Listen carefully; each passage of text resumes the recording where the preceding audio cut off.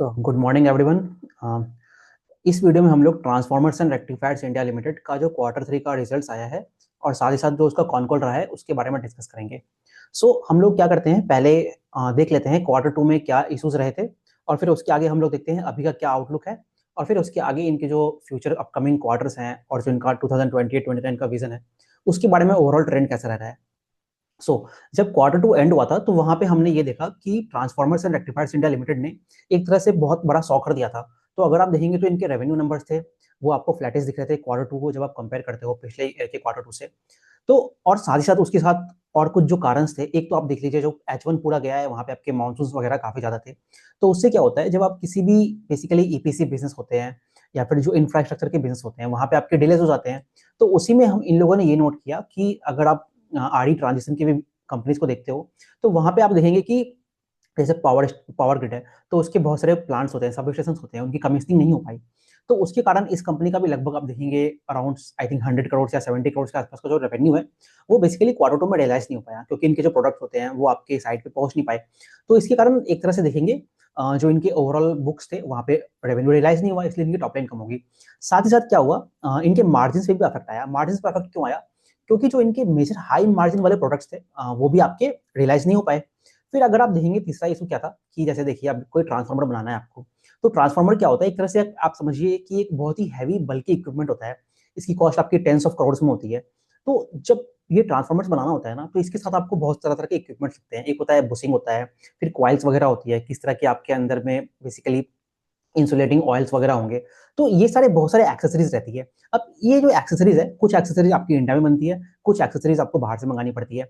तो CTC coils होती है, तो वो आई थिंक चाइना और कोरिया से लोग इंपोर्ट करते हैं, तो वहां पे कस्टम्स के कुछ इशू आ गए थे। तो उसके कारण भी कुछ प्रोजेक्ट्स में डिले हो गए थे। अब प्रोजेक्ट में डिले होता है तो एक तो आप रेवेन्यू में रियलाइज नहीं कर पाते हो, आपकी जो कैपेसिटीज वगैरह होती है उसका जो बेसिकली यूटिलाइजेशन होता है, कैपेसिटी यूटिलाइजेशन फैक्टर जिसको कहते हैं, वो कम हो जाता है। तो वो कम हो गया। अब जब वो कम हो जाएगा तो आपका जो फिक्स्ड कॉस्ट का परसेंटेज है as a total revenue, since आप रेवेन्यू कम रियलाइज करोगे तो वो परसेंटेज भी कम हो जाएगा। तो उसका इंपैक्ट आपको दिखेगा कि इनके जो एबिटा मार्जिन थे वो भी क्वार्टर 2 में कम हो गए थे। अब ये सारी चीजें चल रही थी।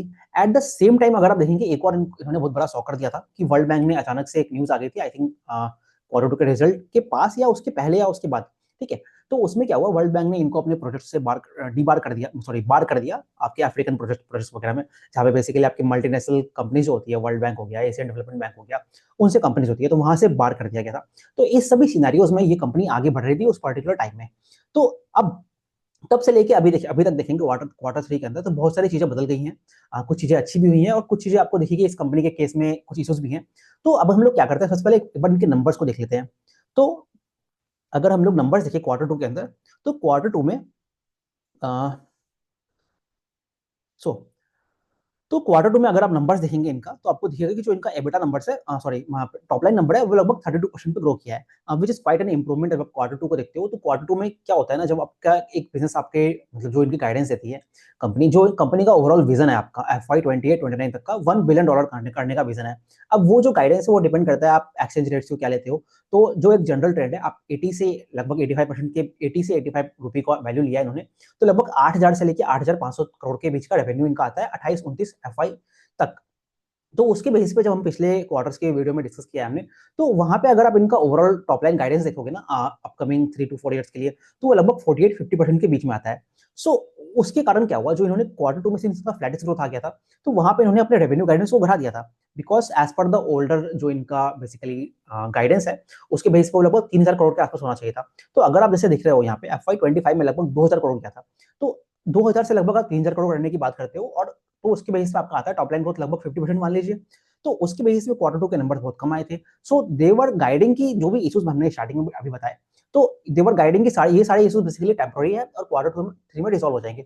तो जब हम लोग इनका रेवेन्यू नंबर देखते हैं तो 32% ग्रोथ, तो वहां से बेसिकली आपको कंपनी के बारे में एक तरह से उनके मैनेजमेंट की आपको ट्रस्ट बिल्ड होता है कि भाई वो लोग जो बोलते हैं उसको गाइड उसको फुलफिल भी करते हैं।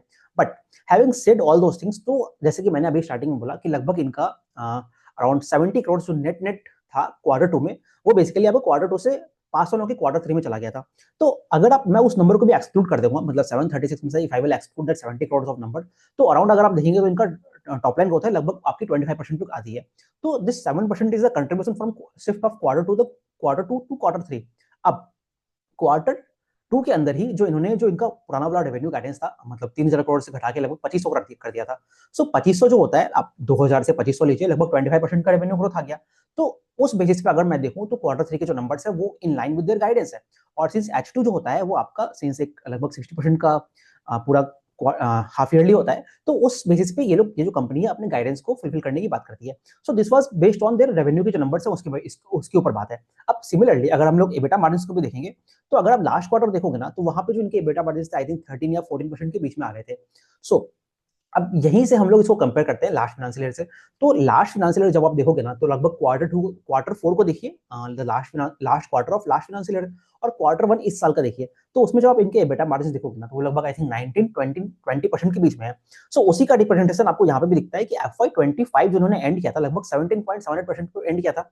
अब इनके जो एबिटा मार्जिन थे कंसिस्टेंटली 4 या 5 क्वार्टर से बढ़ रहे थे, तो इवन क्वार्टर 2 में भी बढ़ता हुआ आया था। लेकिन जो क्वार्टर 2 था, वहां पे सिंस हमने अभी जो इश्यूज डिस्कस किए, उसके कारण इनके एबिटा मार्जिन लगभग 13% पे आ गए थे। सो वहां से अगर आपको देखेंगे ना, तो आपको एक तरह से एबिटा मार्जिन में इनकी रिकवरी दिखती है। लगभग 17.5% पे इनके एबिटा मार्जिन इंप्रूव हुए हैं।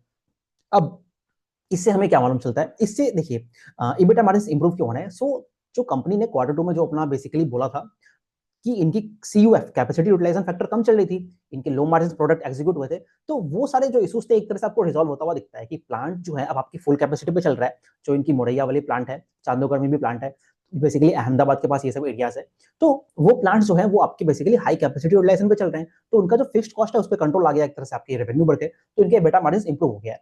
सो ये इनके बेसिकली नंबर्स के बारे में, तो उसके अकॉर्डिंगली अभी जो इनके नंबर्स है, आपको नंबर्स डिसेंट दिखते हैं। So but having said this thing, अब सिंस हम लोग एक तरह से आपकी ईपीसी नॉट ईपीसी एक इंफ्रास्ट्रक्चर की कंपनी को देख रहे हैं, तो जब आप इस तरह की कंपनीज को देखते हो ना, तो यहाँ पे ऑर्डर बुक हमें पता है काफी इंपॉर्टेंट हो जाता है। तो इसी बेसिस पे अब हम लोग इनके ऑर्डर बुक के ट्रेंड्स को देखते हैं। तो अगर आप उनका ऑर्डर बुक देखोगे, तो अगर मैं इनको आपको लास्ट ईयर का बताऊं, तो लास्ट ईयर में इनके जो ऑर्डर बुक थे, जस्ट अ सेकंड, सो तो अगर आप इनका ऑर्डर बुक देखोगे ना, तो लास्ट ईयर आई थिंक यही 5000 करोड़ के आसपास आसपास इनका ऑर्डर बुक था। तो एक आपको पहले ऑर्डर बुक में देखना है कि हम ये जो Q1 लिखा है यहाँ पे रॉन्ग है, ये टाइपो एरर है। सो ऑर्डर बुक देखेंगे तो जनरली आप देखिए, ऑर्डर बुक में दो तीन चीजें होती हैं। एक तो आपका जो प्रेजेंट फ्रेश ऑर्डर बुक है, कितना ऑर्डर बुक आपने उस पर्टिकुलर क्वार्टर में एग्जीक्यूट कर दिया और कितना फ्रेश ऑर्डर बुक आया, तो इससे नेट नेट आपको फ्यूचर के ऑर्डर बुक के बारे में मालूम चलता है। सो अगर आप देखेंगे तो इनका ऑर्डर इनफ्लो है वो आपको कम दिख रहा है यहाँ पे। This is less when you compare the previous quarter. I think quarter 2 में भी लगभग इनका ऐसे 600 या 500 करोड़ के बीच में ऑर्डर बुक का इनफ्लो था, और क्वार्टर 1 में भी लगभग इसी 500 या 600 करोड़ के बीच में था। सो अगर आप यहाँ पे दो पैटर्न आप यहाँ पे नोट कर सकते हो। एक एक तो आपको ये दिखेगा कि ऑर्डर का इनफ्लो आपको कम होता हुआ दिखेगा पिछले 2 या 3 क्वार्टर्स में। अब जब मैं इसको कंपेयर करता हूँ लास्ट Q4 ऑफ FY25, तो वहां पे यू विल फाइंड कि लगभग 2200 करोड़ के बीच में ऑर्डर बुक इनफ्लो हुआ है। So when you will be comparing with that particular order book, तो आपको लगेगा कि भाई ऑर्डर बुक तो बहुत ज्यादा कम हो गए हैं, but this is not correct. अब देखिए, तो इनका ऑर्डर बुक के बारे में क्या फिलॉसफी था। क्वार्टर 2 में इन्होंने क्या किया, एक बेसिकली कॉन्शियस डिसीजन लिया था कि हम लोग जो अपने ऑर्डर के इनफ्लोज हैं उसको कम करने वाले हैं। अब ऐसा कम क्यों करते हैं। So if you will connect with the other RE transaction के जो वीडियोस है, तो आप देखिए, ऑर्डर लेना तो इंपॉर्टेंट होता है, उसका एग्जीक्यूशन इंपॉर्टेंट होता है, साथ ही साथ आपको उस ऑर्डर्स को जब आप लेते हो ना, तो आपको उसको एक हाई मार्जिन पे लेना पड़ता है। Just because I want to take the orders और मैं अपनी कैपेसिटीज को फुल करना चाहता हूँ, अगर मैं उसमें उसमें मैंने अपने लो मार्जिन के ऑर्डर रख लिए, तो जब फ्यूचर में एक्स्ट्रा डिमांड आएगी, एक बेटर मार्जिन वाले प्रोडक्ट की डिमांड आएगी, तो मेरी तो कैपेसिटी रहेगी नहीं। So how I will fulfil that particular order. So उसी चीजों के लिए इस कंपनी ने क्या किया, क्वार्टर 2 में अपने जो ऑर्डर के इनफ्लोस होते हैं उसको कम कर दिए। अब देखिए, जनरली सिंस मैंने बोला कि ट्रांसफार्मर जो होता है एक केपेक्स हैवी चीज है, बहुत समय लगता है उसको बनने में, बहुत तरह तरह की टेस्टिंग्स होती है आपकी, कितने हाई वोल्टेज पे जाएगा, कितना उसका बेसिकली एम्पियर्स वगैरह, कितनी हीटिंग होगी उसकी, कूलिंग कूलिंग किस तरह की है, वो सारी चीजों को देखना पड़ता है। कितने वो सर्जेस मतलब इंस्टेंटेनियस डिमांड वगैरह होती है, उन सभी चीजों को मीट करता है, तो वो सारे पैरामीटर्स आपको चेक करने पड़ते हैं। तो बेसिकली उसका जो लैग टाइम होता है, मतलब आप समझ लीजिए पावर ग्रिड है, पावर ग्रिड तो सब स्टेशन बना रहा है, या फिर ट्रांसरेल लाइटिंग है, ईपीसी की कंपनी है, तो इन सभी को जब अपने सीकर वाले प्लांट में या फिर कहीं और अगर आपको प्रोजेक्ट लगाने हैं, तो उसके लिए जो आप ट्रांसफॉर्मर्स के ऑर्डर दोगे ना, तो लगभग आपको 18 मंथ्स 24 मंथ्स पहले देने पड़ते हैं। तो इसमें जो प्लानिंग होती है वो बहुत इंपॉर्टेंट हो जाती है। तो इसीलिए इस कंपनी ने कॉन्शियसली क्या किया कि पहले ये लोग अपने ऑर्डर बुक्स में लगभग मान लीजिए 2 साल से ऊपर के भी ऑर्डर बुक्स रखते थे। तो अब क्या होता है, 2 साल is a very long period, तो वहां पे आपकी जो मार्जिन प्रोफाइल होती है, सेक्टर में क्या एलिमेंट्स होते हैं, वो सारी चीजें बदल जाती है। तो इसीलिए कंपनी ने क्या किया, अपने कॉन्शियस डिसीजन लेके ऑर्डर बुक्स को ओनली अप टू 18 मंथ तक के रखा। अब तो उस बेसिस पे आप जब आप देखेंगे तो इनका जो ऑर्डर बुक था वो करंटली इनफ ऑर्डर बुक था कि आप 18 से 24 मंथ्स की ये लोग अपने पाइपलाइन को एग्जीक्यूट कर सकते थे। So this was the thing happening in the case of order book. अब देखिए अब क्या हुआ है, इन्होंने जो अभी देखिए हमने देखा कि इनका ऑर्डर बुक कम होता हुआ दिख रहा है, और सिंस इनको क्वार्टर फोर में भी बहुत सारे क्वार्टर्स एग्जीक्यूट करने हैं, क्योंकि इनको लगभग 2500 करोड़ का रेवेन्यू अपने पूरे बैलेंस शीट पे करना है इस पर्टिकुलर फाइनेंशियल ईयर में, और अभी तक आई थिंक 9 मंथ्स में 17-1800 का उन्होंने ऑर्डर बुक मतलब प्रोजेक्ट्स को एग्जीक्यूट कर दिया है। तो लास्ट क्वार्टर में लगभग 700 से 750 करोड़ के बीच में इनको रेवेन्यू फुलफिल करना होगा, जिसके बारे में कंपनी फुल्ली कॉन्फिडेंट है। नाउ अब ऑर्डर बुक अगर आप देखेंगे ना, तो जनरली जो आप देखते हो पूरे सेक्टर को, तो जो H2 होता है, और H2 में भी जो क्वार्टर फोर होता है, वहां पे जो ऑर्डर के इन्फ्लुएंस होते हैं वो काफी ज्यादा होते हैं। Now related with the quarter four thing, जैसे कि मैंने बोला कि पिछले फाइनेंशियल ईयर में क्वार्टर फोर जो क्या था, वहां पे लगभग 2400 करोड़ का इनको ऑर्डर बुक मिला था। तो उस बेसिस पे कंपनी कहती है कि इनके पास जो इंक्वायरीज है, inquiries are very on the advance stages, और वहां से हम लोग काफी होपफुल है कि क्वार्टर फोर के अंदर आपको एक sharp jump of order book में दिखेगा। तो ये तो हो गया ऑर्डर बुक के बारे में। तो अगर आप ऑर्डर बुक के ऊपर गाइडेंस देखोगे ना, सो एक चीज क्या है ना, ये कंपनी का पिछले क्वार्टर में हमने देखा कि सॉकर था, बट जो इस क्वार्टर में एक चीज इनकी अच्छी हुई है कि एक तो इन्होंने एग्जीक्यूट करके दिखाया है, दूसरा जो ऑर्डर बुक का जो गाइडेंस था वो back to the older trend कर दिया है। मतलब जब FY25 एंड हुआ था, तो वहां पे जो इनका ऑर्डर बुक का गाइडेंस था वो लगभग 8000 से लेके 8500 करोड़ के बीच में था। अब प्रेजेंट ऑर्डर बुक लगभग 5500 करोड़ है। तो क्वार्टर फोर में दे आर गाइडिंग की बेसिकली हम लोग 3500 करोड़ के बीच में ऑर्डर बुक करेंगे। सो जब FY26 एंड होगा तो लगभग इनका ऑर्डर बुक अगेन 8000 करोड़ के ऊपर हो जाएगा, which is a very good thing कि एटलीस्ट इन्होंने जो ऑर्डर बुक की गाइडेंस है उसको मेंटेन रखा है। अब देखिए ऑर्डर बुक की गाइडेंस मेंटेन रखना क्यों इंपॉर्टेंट हो जाता है, क्योंकि हमने जो बेसिकली ये कंपनी में इतना इंटरेस्ट क्यों बनता है, बिकॉज एक तो आपकी पूरी ओवरऑल डिमांड आ रही है, पूरी आरई ट्रांजिशन हो गया, इंडिया में ग्रिड इंफ्रास्ट्रक्चर बन रहा है। सो उससे आप कनेक्ट कीजिए, तो उसके बेसिस पे जो कंपनी का जो लॉन्ग टर्म का सॉरी मिड टर्म का जो गाइडेंस है लगभग 8500 करोड़ करने का FY29 तक, तो जो इनकी ऑर्डर बुक है अगर वो बढ़ती हुई नहीं दिखेगी हमको, तो हम उस गाइडेंस को कैसे मीट करेंगे। सो उस बेसिस पे हमें ये दिख रहा है कि इनका जो ऑर्डर बुक वाला चीज है वो पूरा आपका इंटैक्ट है। सो ये सारी चीज होगी आपकी ऑर्डर बुक के बारे में।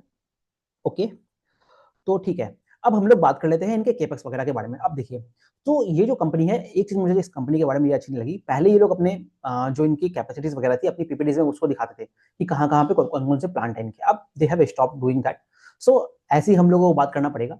तो आप देखिए इनकी बेसिकली 3 फैसिलिटीज है, एक आपकी मोरैया में फैसिलिटी है, एक चांदोगढ़ में फैसिलिटी है, और एक और प्लेस है, मतलब बेसिकली 1200 MVA का होता है वो place, all around the Ahmedabad area. So वहां पे अगर आप इनकी फैसिलिटीज देखोगे ना, तो थर्ड प्लेस का नाम है ओधव, ओधव नाम की जगह है। तो मुरैया में इनकी प्रेजेंट कैपेसिटी है वो लगभग 27,000 MVA की है, चांदोकर में 12,000 MVA की है, और उधर में लगभग 1200 MVA की है। सो ओवरऑल अगर आप नेट नेट कैपेसिटी इनका मानोगे ना, कितना MVA में बेसिकली मेजर होता है, तो लगभग 40,000 MVA के आसपास कैपेसिटी है। अब देखिए ये लोग अपनी मोरैया प्लांट में लगभग आई थिंक 22,000 MVA का कैपेसिटी को बिल्ड कर रहे हैं, और आपका जो चांदोकर है वहां पे लगभग 15,000 MVA की कैपेसिटी को बिल्ड कर रहे हैं। सो अब दिक्कत क्या है ना इस कंपनी के साथ, आप देखिए ना ये जो कैपेसिटीज है, आपने देखा H1 में बारिश आ गई तो इनके कारण इनकी बहुत कैपेसिटीज में डिलेज हो गए। तो आई थिंक जो कैपेसिटीज का जनरल टाइमलाइन था इनका कैपेसिटीज को कमीशन करने का, वो आपका Q1, Q2, Q3 के आसपास था। अब हर क्वार्टर में आते हैं और उसको बेसिकली डिले कर देते हैं। सो अगर मैं आपको प्रेजेंट टाइमलाइन बताऊं जो इस क्वार्टर में अभी हम लोग को मिल रहा है, तो जो इनकी न्यू कैपेसिटीज है, आपकी जो मोरैया वाली फैसिलिटी है वो Q2 ऑफ FY27 अभी जो अपकमिंग क्वार्टर होगा वहां पे कमीशन करेंगे। चांदोगर वाली फैसिलिटी जो है वो आपकी Q1 में कमीशन हो जाएगी, मतलब 15,000 MVA वहां से ऐड हो जाएगा। सो अगर मैं नेट नेट आपको बोलूं कि जो H1 FY27 आएगा, मतलब अपकमिंग ईयर जो आएगा, वहां पे लगभग जो इनकी ओवरऑल कैपेसिटी है 40,000 नेट से बढ़ के लगभग 70-75,000 पे पहुंच जाएगी। तो देखिए एक तरह से क्या हुआ, कैपेसिटी एक्सपांशन जो हुआ आपका, वो लगभग आपका कितना 70%, 60 से 80% के बीच में, मतलब लगभग 70% के बीच में कैपेसिटी एक्सपांशन हो गया। सो तो यहाँ से बेसिकली हमको डिमांड ट्रेंड दिखता है कि कैसे सेक्टर में डिमांड है। अब यहाँ पे एक और क्वेश्चन आता है सभी का कि कैपेसिटी तो आप ला रहे हो, क्या सेक्टर में उतनी डिमांड है? दूसरा कि जितने भी आप बाकी कंपनीज को देखोगे सबके सब अपनी कैपेसिटीज को लेके आ रहे हैं। फॉर एग्जांपल आपने देखा सिलचर टेक्नोलॉजी है वो भी लेके आ रहा है, वोल्टेम ट्रांसफार्मर्स है उसने भी अपनी कैपेसिटी का एक्सपांशन का बात किया है। आई थिंक भारत बिजली ने भी एक्सपांशन का बात किया है। फिर आपकी और जो क्वालिटी और भी कंपनीज सभी अपनी कैपेसिटी को एक्सपांड कर रहे हैं। सो दो क्वेश्चन आते हैं, वन कि आपका डिमांड है कि नहीं डिमांड है, दूसरा जब इतनी कैपेसिटीज आ जाएगी तो क्या मार्जिन पे प्रेशर रहने की बात है या नहीं है। तो फर्स्ट चीज को करते हैं कि पहले इतनी डिमांड है कि नहीं डिमांड है। सो ये एक बहुत ही कॉमन क्वेश्चन हो जाता है पूरे सेक्टर के लिए, या फिर जो पूरी आरई ट्रांजेक्शन का जब डिस्कशन होता है उसको लेके। सो इसको देते हैं। तो देखिए आपने जब Q2 एंड हुआ था तो आपने देखा कि बहुत सारे रिपोर्ट्स वगैरह आने लग गए थे कि भाई इंडिया में ओवर कैपेसिटी है एंड ऑल दोस पॉइंट्स। फिर दूसरा पॉइंट्स आया था कि कनेक्टिविटी इश्यूज बहुत सारे चल रहे हैं, तो वहां पे लोगों ने कनेक्ट किया कि प्लानिंग में इश्यूज चल रहे हैं। तो ठीक है, थोड़ी सी इश्यूज है वहां पे। नाउ अब देखिए, जब कनेक्टिविटी होती है तो कनेक्टिविटी किस चीज से आप करते हो? अल्टीमेटली वहां पे जो कोर इक्विपमेंट होता है आपके सब स्टेशन में वो क्या होता है? वो ट्रांसफार्मर होता है। ट्रांसफार्मर जो होते हैं बेसिकली आपकी बिजली को एक जगह से पहुंचाने के लिए दूसरी जगह में, मतलब मान लीजिए गुजरात से आपको मेघालय लेके जाना है, कोलकाता लेके आना है, तो ये जो बेसिकली जो सब स्टेशन जो होते हैं basically are the railway station जहां से बिजली आपकी ट्रांसफर होती है एक तरह से। तो उसके लिए ट्रांसफार्मर्स की यूज पड़ती है। अब देखिए, कनेक्टिविटी नहीं आ रही है तो कहीं ना कहीं उसका रिजल्ट यही है कि ट्रांसफार्मर की सप्लाई उतनी नहीं है। अब सप्लाई उतनी नहीं है कहने का मतलब क्या है? जो ट्रांसफार्मर्स की कंपनी है उसके लिए डिमांड बहुत ज्यादा है। अब ये जो चीज मैं बोल रहा हूँ ये सिर्फ ऐसे नहीं है। अभी देखिए, सो जो पूरे ट्रांसफार्मर सेक्टर की वर्ल्ड में जो डिमांड है लगभग आई थिंक देखिए ना 6 से 7% CAGR पे ग्रो कर रही है। वहीं जब इंडिया एज अ कंट्री आप देखते हो तो वहां पे जो ट्रांसफार्मर्स की डिमांड है वो लगभग 15% CAGR पे ग्रो कर रही है। जो कि आप देखेंगे तो हमारे वैसे बहुत सारे सेक्टर्स का लगभग 15% CAGR होता है, जो काफी मतलब इंपॉर्टेंट सेक्टर्स है हमारे। आपकी म्यूचुअल फंड इंडस्ट्री होगी, रिटेल सेक्टर हो गया, टूरिज्म हो गया, होटल इंडस्ट्री हो गई, ये सभी का भी लगभग इसके आसपास ही डिमांड है। तो आपको बेसिकली द पॉइंट इज कि इस सेक्टर में टेलविंड्स है, तो यहाँ से देखना है। अब इसी में एक और क्वेश्चन अभी रिसेंटली ये भी आया कि आप देखिए कि सिंस अभी आप ये देख रहे हो कि यूएस और इंडिया के रिलेशन अच्छे नहीं चल रहे हैं, सो इंडिया इज स्ट्रेटेजिकली उसको डाइवर्सिफाई कर रहा है with making relationship with China को बेटर करते हुए कर रहा है। अब देखिए, इस पे अभी जो रियूटर्स की एक रिपोर्ट आई है, अगेन उससे एक नया रूमर स्टार्ट हो गया है कि चाइनीज कंपनी जो है उसको बेसिकली इंडिया में पावर सेक्टर में या फिर इन जनरल इंफ्रा सेक्टर में एंट्री दे दी गई है। ऑल्दो अभी तक गवर्नमेंट ने इसको कंफर्म नहीं किया है, बट सिंस ऐसे ट्रेंड्स चल रहे हैं, सो यहाँ पे क्वेश्चन ये आता है कि क्या, सिंस चाइना तो ऑलरेडी डोमिनेंट प्लेयर है, आपने देखा पूरे सोलर सेक्टर में कितनी ओवर सप्लाई की बात होती है, सो क्या वहां से कुछ कंसर्न है इस पर्टिकुलर कंपनी के लिए? सो हम लोग यहाँ पे बात करते हैं सिर्फ और सिर्फ ट्रांसफॉर्मर्स के बारे में, बाकी हम लोग आगे की वीडियोस में बात करेंगे। सो देखिए, अभी जो चाइना से एक ही कंपनी है, IESA या IM ऐसे करके कुछ एक नाम है कंपनी का, अगेन गुजरात बेस्ड कंपनी है, तो वो एक ही कंपनी है वहां पे। तो अब वो कंपनी इंडिया में ट्रांसफार्मर सप्लाई करती है, चाइनीज बेस्ड कंपनी। अब उस कंपनी ने जो है अपनी कैपेसिटीज को पूरा फुल कर लिया है। The point again you relate with the margin question कि जब आप अपने कैपेसिटी को फुल कर लेते हो तो आप फ्यूचर में बेटर मार्जिन वाले प्रोडक्ट की तरफ नहीं जा पाओगे। सो तो उसके कारण जो है आने वाले कुछ समय के लिए वो पर्टिकुलर कंपनी जो है उसकी पूरी कैपेसिटी फुल है, तो उससे इस पर्टिकुलर कंपनी या अदर ट्रांसफार्मर कंपनियों को इशू नहीं है। सेकंड थिंग, अब देखिए सपोज कीजिए कोई एक नई कंपनी आती है। जब एक नया कंपनी आपका आता है एक नए कंट्री में, तो आने पे आपको गवर्नमेंट के अप्रूवल्स लेने पड़ते हैं, आपको अपनी पूरी केपेक्स लगाना पड़ेगा, अपने प्लांट सेटअप करने पड़ेंगे, सारी टेस्टिंग फैसिलिटीज लानी पड़ेगी, तो उस चीजों में लगभग 1 या 2 साल का टाइम लगता है। तो इस तरह से आपको देखना है। And third thing finally it is just a rumour, तो उस पर क्या होगा अपडेट्स वो हमको देखना पड़ेगा। But having said all this things, इन सभी चीजों से ऑफकोर्स एक शॉर्ट टर्म में अनसर्टेनिटी तो आपको दिखती ही दिखती है। सो ये हो गया पूरा आई थिंक ऑर्डर बुक के बारे में। हाँ, और केपेक्स के बारे में एक और पॉइंट है, तो हमने केपेक्स का जो बेसिकली बल्क केपेक्स जैसे जिससे इनकी कैपेसिटी बढ़ रही है उसके बारे में तो बात कर लिया। अब इनका जो बैकवर्ड इंटीग्रेशन का प्लान है उसके बारे में बात करते हैं और वो कैसे मार्जिन से कनेक्ट होता है। अब देखिए, तो मैंने स्टार्टिंग में बोला कि पिछले क्वार्टर में आपके कुछ कुछ इश्यूज थे, आपके वो जो बुशिंग्स वगैरह का इशू था या फिर जो आपके सीटीसी क्वाइल्स वगैरह होती है वो सब बाहर से इंपोर्ट नहीं हो पा रहे थे। तो कंपनी क्या कर रहा है, बैकवर्ड इंटीग्रेशन में जा रहा है। अब यहीं पे जो ट्रांसफॉर्मेशन रेक्टिफायर्स इंडिया लिमिटेड है, इसकी फिलॉसफी आपकी सिल्चर टेक से अलग है। सिल्चर टेक बैकवर्ड इंटीग्रेशन में नहीं जाने की बात करता है बिकॉज दे आर सेइंग कि उनकी सप्लाई ऑलरेडी है। तो वही ट्रांसफॉर्मेशन रेक्टिफायर जो है ये अपने बैकवर्ड इंटीग्रेशन में जा रहा है। अब इसमें ये लोग क्या क्या बना रहे हैं, आपकी CRGO होती है बेसिकली, कोल्ड रोल्ड ग्रीन होता है बेसिकली, आपकी अंदर की लैमिनेशन वगैरह कैसे होगा, ट्रांसफॉर्मर्स के अंदर में जो कोर होता है मतलब जो एकदम इंटरनल एरिया होता है वो किस तरह कराएगा, उसकी बैकवर्ड इंटीग्रेशन कर रहे हैं। फिर आपकी सीटीसी क्वाइल्स वगैरह हो गई उसकी बैकवर्ड इंटीग्रेशन कर रहे हैं। फिर आपका बुशिंग्स वगैरह होती है उनकी बैकवर्ड इंटीग्रेशन कर रहे हैं। तो ये जो बैकवर्ड इंटीग्रेशन है ये बेसिकली हेल्प क्या करेगा इस कंपनी को, ये इस कंपनी को हेल्प करेगा जितनी भी इनकी जो बेसिकली एक तो सप्लाई चेन इंप्रूव हो जाएगी, जो डिलेज होते हैं वो आपको नहीं दिखेगा। दूसरा, इनसे इनका जो मिड टर्म में है, मतलब जब अगर मैं FY 28 तक का बात लेके चलूँ जहां से वो 8,000 करोड़ का रेवेन्यू की बात करते हैं ये लोग, तो उसमें आपको ये दिखेगा कि वहां पे मार्जिन इंप्रूवमेंट की बात दिखेगी। सो अगर मैं इसी कंपनी को प्रेजेंटली मार्जिन के बारे में देखूं तो प्रेजेंट इनके मार्जिन हमने देखा इस क्वार्टर में रिकवर हुए हैं, लगभग 17 पॉइंट समथिंग मार्जिन इनका इस क्वार्टर में आया है। और जो इनका FY 26 में गाइडेंस है वो लगभग 16 से 17% के बीच में मार्जिन के बात करते हैं। तो अब जब ये बैकवर्ड इंटीग्रेशन हो जाएगा तो आपको बेसिकली क्या होगा, इकोनॉमी ऑफ स्केल दिखेगा, सप्लाई चेन बेटर हो जाएगी, तो उससे ओवरऑल आपकी 1 से 2% मार्जिन को ये अपने पूरे इंप्रूव करने की बात करते हैं। So this is outlook on the margin front. अब ओके फाइनली अब हम लोग कुछ गवर्नेंस के बारे में बात करते हैं। अब पहले वर्ल्ड बैंक के इशू को देख लेते हैं और गवर्नेंस से कैसे कनेक्टेड है। सो आपने ये देखा कि पिछले क्वार्टर में इनका वर्ल्ड बैंक से डीबार हो गया था, तो just after few days world bank ने इनको अनबार कर दिया, मतलब डीबार से हटा, मतलब बार से हटा दिया। कहने का मतलब क्या है, दे कैन अगेन सप्लाई, तो वो चीज़ है। बट वर्ल्ड बैंक ने इनको बेसिकली क्लैरिफिकेशन देने के लिए जनवरी 12 तक का टाइम मांगा था, जो कि अभी प्रेजेंट वीक में आ जाएगा। सो वहां से कैसा ट्रेंड है, तो कंपनी कहती है कि first of all they are not barred from the World Bank. Second thing, जो इनका बेसिकली रिप्लाई है वो इस वीक में ये लोग दे देंगे और अपकमिंग 1 या 2 वीक में ये पूरा मैटर सॉल्व हो जाएगा। But having said that thing, तो इसके कारण क्या होता है, एक शॉर्ट टर्म में आपको एक अनसर्टेनिटी वाला इन्वायरमेंट बन जाता है, डिस्पाइट हैविंग सेड कि ये लोगों ने अच्छा रिजल्ट, बेटर रिजल्ट दिया है as compare to your Q2। Second thing, अभी देखिए सिर्फ सिर्फ 8 डेज पास हुए हैं, इन्होंने अपना रिजल्ट दे दिया है। तो बेसिकली क्या होता है, इससे आपको कंपनी के ट्रस्ट ट्रस्ट बिल्ड होता है और जो लॉन्ग टर्म में जो ग्रोथ पोटेंशियल है उसके बारे में आपको मालूम चलता है। तो ये सारी चीजें, अब हम लोग और कुछ पॉइंट्स देख लेते हैं। ओके, केपेक्स के बारे में हमने बात कर लिया, तो गाइडेंस के बारे में सो कुछ और पॉइंट्स हम लोग देख लेते हैं। Let me check. तो कुछ और पॉइंट्स है, तो जैसे अगर आप देखेंगे इस कंपनी के साथ, अभी आप देखिए रिजल्ट आने के तुरंत बाद ही आपने ये देखा कि मिस्टर जो इनके आई थिंक मुकुल अग्रवाल या मुकुल पटेल नाम है, तो उन्होंने रिजाइन कर दिया, सीईओ ने ही। तो सीईओ ने रिजाइन ही कर दिया, तो उससे आपको अगेन शॉर्ट टर्म में अनसर्टेनिटी दिखती है, मतलब बेसिकली। हालांकि इन्होंने बोला है कि जो इनके बाकी मैनेजमेंट है वो वैसे ही है, उनमें कोई रिजाइन नहीं करता है। So that is the first thing. अब इसके अलावा आप देखिए वर्किंग कैपिटल और रिसीवेबल्स की बात करते हैं। तो आपने पिछले क्वार्टर में देखा, सिंस वो ऑर्डर्स एग्जीक्यूट नहीं हो पाए, तो वहां पे रिसीवेबल्स आप इनके बढ़ गए थे। तो अब जैसे जैसे ऑर्डर एग्जीक्यूट हो रहे हैं वो अगेन इन लाइन आ रहे हैं। दूसरा, अगर आप वर्किंग कैपिटल पे देखोगे ना, तो Q2 में आई थिंक इनकी वर्किंग कैपिटल डेज जो थे लगभग 125 डेज से आ गए थे। अब इस क्वार्टर में वो घट के आई थिंक 122 डेज आए हैं।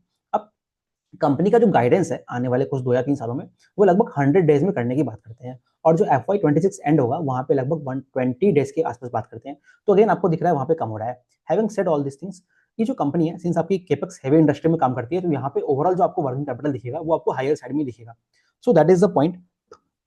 अब एक और ऑर्डर बुक में एक और इंपॉर्टेंट चीज क्या है, अभी देखिए इनको पावर ग्रिड से एक HVDC ट्रांसफार्मर को बेसिकली रिपेयर करने का ऑर्डर मिला है। अब HVDC का रिपेयर करने का जो ऑर्डर होता है इंपॉर्टेंट क्यों है, बिकॉज आप देखिए HVDC क्या होती है, बेसिकली आपके बहुत ही कॉम्प्लेक्स प्रोडक्ट्स हो गए एक तरह से, है ना। जो आपके 400 केवी के ट्रांसफार्मर्स होते हैं या फिर 220 केवी के ट्रांसफार्मर्स होते हैं, वो सारे एसी पे वर्क करते हैं। जो HVDC होता है वो डीसी करंट, मतलब डायरेक्ट करंट पे वर्क करते हैं, और वो बहुत लार्ज स्केल पावर को ट्रांसफर करने की बात करते हैं। जैसे मान लीजिए पूरे आपको नॉर्दर्न रीजन ऑफ इंडिया से लेकर सदर्न रीजन में पावर पहुंचाना है, तो बल्क पावर पहुंचाने का काम करता है। तो वहां पे अभी तक किसी भी इंडियन कंपनी को ये बेसिकली इस तरह का रिपेयर का ऑर्डर नहीं मिला है। तो ट्रांसफॉर्मर्स एंड रेक्टिफायर से उस तरह के ऑर्डर को विन करता है, तो बेसिकली क्या होता है, आपको भविष्य में जो उनकी क्रेडिबिलिटी है उसके बारे में मालूम चलता है। सो और इनको फ्यूचर में उससे बेटर ऑर्डर्स वगैरह मिलेंगे। So that is a good point. अब ओके हाँ, अब अगर आप केपेक्स के बारे में देखोगे ना, और कैसे कैसे अगर इनका मैं पूरे आउटलुक के बारे में आपको बताऊं, सो देखिए अभी जो FY26 इनका चल रहा है, तो यहाँ पे हमें हमने हमें ये दिखा कि FY25 से जब मैं कंपेयर करता हूँ, तो जो रेवेन्यू को गाइडेंस था पूरे FY25 में आपको कम होता हुआ दिखेगा, लगभग 25% पे ये लोग ग्रो करेंगे।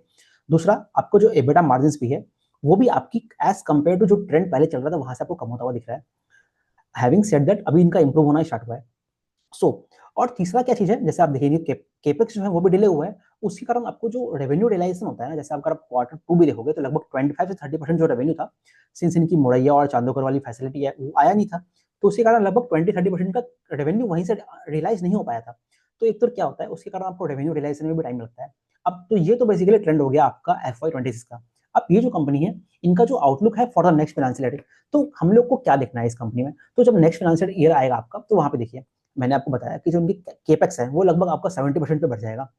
सो 70% पे केपेक्स बढ़ेगा, तो ये लोग और ज्यादा प्रोडक्ट्स को और अपने रेवेन्यूज को रियलाइज कर पाएंगे, पहला चीज वहां पे। दूसरा, बैकवर्ड इंटीग्रेशन के जितने भी प्लांट्स हैं इनके, मतलब 3 या 4 बैकवर्ड इंटीग्रेशन है, वो सारे अलग अलग क्वार्टर्स में आपके क्वार्टर नेक्स्ट फाइनेंशियल ईयर में सारे आते हुए दिखेंगे, तो उससे आपको एक मार्जिन पे इंप्रूवमेंट होता हुआ दिखेगा।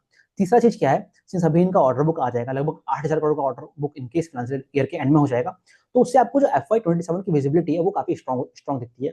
सो और इनके मार्जिन को भी इंप्रूव होता हुआ दिखेगा। So this is the how the company is transitioning. तो जो अभी अगर आप प्रेजेंट सिचुएशन देखोगे ना, तो ऑफ कोर्स चीजें बेटर हो रही है as compare to your past Q2। But having said that, since इनके केपेक्स में डिलेस है, एबिटा मार्जिन ओवरऑल कम हुआ है, फिर इनका ऑर्डर बुक अभी कम है, हमको ऑर्डर बुक का ट्रेंड देखना पड़ेगा अपकमिंग क्वार्टर में कैसा रहता है। तो ये सारे पैरामीटर्स है जिसको अभी हमें चेक करना है। और जो आउटलुक है ओवरऑल इस पर्टिकुलर सेक्टर का, वो तो हमें किसी भी तरह से खराब होता हुआ नहीं दिख रहा है। सो वी विल सी कि आगे के क्वार्टर्स में कैसे ये लोग अपडेट्स देते हैं, और होपफुली कि अपनी 8,000 वाले जो इनका ऑर्डर बुक है उसको फुलफिल करेंगे, बैकवर्ड इंटीग्रेशन में बहुत डिले नहीं होगा, और जो केपक्स की फैसिलिटीज है वो भी क्वार्टर 1 और क्वार्टर 2 जो बोला है इन्होंने FY 27 में वो सब आ जाएंगी। तो बेसिकली जो ट्रांसफॉर्मर्स एंड रेक्टिफायर्स का केस है अभी, अगर आप देखेंगे तो इसको आप एक तरह से आप सिल्चर टेक्नोलॉजी से भी कंपेयर कर सकते हो।